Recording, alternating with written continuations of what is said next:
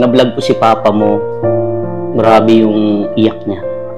Talagang naiyak. Siyempre, ang isang ama, ramdam niya ng anak, mga ginagawang sakripisyo. Kasi nasaksihan niya yung paglaki mo, na na ginagawa mo lahat. Na nagtitinda ka dati. Ano yung mga naranasan mo dati? MMK lang. So, siyempre, mas maraming viewers ang makakaintindi ng mga pinagdaanan mo talaga, bro. Hindi man, ano pa. Since elementary hanggang high school ako, talagang, honestly, talaga akong humingi ng baon kina mama at papa. Hindi ako naghihingi kasi nga gusto akong naghanap ng diskarte. Kaya yun ang naisip ko since estudyante pa ako. Yung ginagawa ko is nagbebenta ako sa loob ng school kahit bawal kasi nga andyan yung canteen, yan yung kalaban mo. So, ayun, nakiusap ako sa teacher namin na kung pwede, yung lang, hindi ko lang ipapaalam sa canteen na andyan ako nagtitinda. But, kahit kasi noon malakas yung mga Poji bar, ganyan, tapos magkano lang yung kita doon, natubo doon. Kaya yun, hanggang naging high school ako, ganun pa rin yung ginagawa ko. And then pagdating sa high school, yung mga kaklase ko is talagang ang hirap magtinda na through cash. Yung pagbenta mo, babayaran ka agad. So yung ginagawa ko, pinapautang ko. And syempre pag utang na, may 2 piso ng tubo. Oo, ganyan. Kinabukasan yung bayad doon. And then, inisip ko na siguro pagka-college ko, hindi ko na maranasan yung ganitong buhay. Yung ganitong estilo ng pagbebenta sa loob ng school. Mali pala ako. Doon pala andun yung reality sa pag-college. Kaya yung ginawa ko, nakakahiya ka na magbenta ulit sa school, di ba? College na yan. Tapos yung mga klase mo dyan is talagang, siyempre may mga kanya-kanyang din. Kanya-kanya kayong grupo.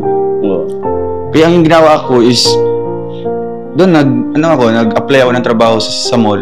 Isang yung titinda lang ng mga, sabihin natin, yung mga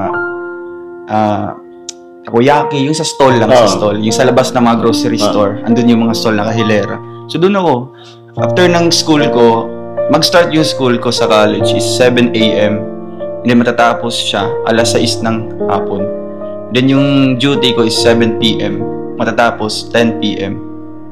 And then, pag 10 p.m. na yun, makakauwi ako ng 12:00 kasi nga kailangan mag-inventory, kailangan pa maglinis, kasi ako ang closer. Kaya yun, ramdam ko talaga bro, yung hirap talaga, pagiging yung ang hirap maging mahirap, ganun. Kaya ayun, talagang naranasan ko dahil nga ganyan sila mama at papa, hindi nakapagtapos.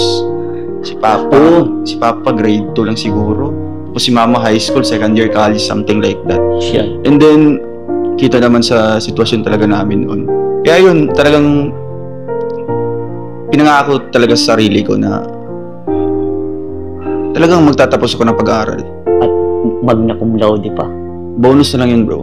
Masaya kami dahil nga ang unang nakapagtapos sa amin is yung ate namin. Yung mas panganay talaga sa amin. Teacher yung natapos siya. And then, nung nakapagtapos siya, pumasa sa LET. Tapos, nagkaroon ng pamilya bago. Nabuntis siya.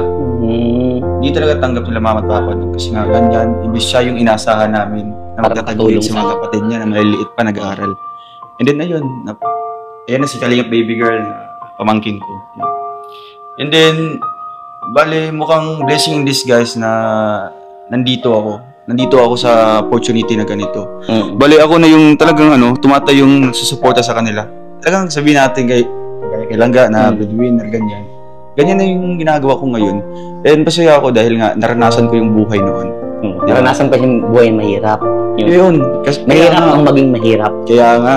And then, malaking advantage talaga sa atin. Di ba? Kasi, doon sina-challenge tayo. Di ba? Doon pa lang, maliliit pa lang tayo. Sinusubok na tayo kung paano tayo kalakas. Di ba? Paano tayo katatag. Hindi sumuko talaga sa buhay. And then, pag halimbawa, andun ka na sa talagang sabihin mong tagumpay na, doon mo ma-realize na ang layo na, di ba? Dampasan ko yung ganitong buhay noon. And then, ang sarap sa feeling na balik-balikan yung mga nakaraan na yun. Kaya para sa akin, inopen man ni Papa doon sa interview mo noon. Actually, wala lang talaga yan sa akin kasi nga, aside sa, medyo naiiyak ako. Ay, hindi man ako naiiyak. Kasi pinagdaanan mo. wala lang. Part kasi yan ng buhay, Yeah. diba? Sabihin natin normal yan. Pero para sa akin, gusto ko ibang tao na yung mag-share, ganyan. Ayaw kong mag-share ng ganyang buhay. Kasi baka sabihin para pa. sabihin na kumukuha ng simpatya, ganyan. Since inopen ni Papa, so talagang, Totoo. yun naman totoo talaga. Grabe pati ang iyak ni Papa. Siyempre, tatay mo yun pag nakita mo umiyak. Ako nga, nalalo ako doon. Kaya nga, yun ang pinakamahirap, bro. Bilib ako. Pero bro, yung pamilya, yung magulang mo na umiyak. yes.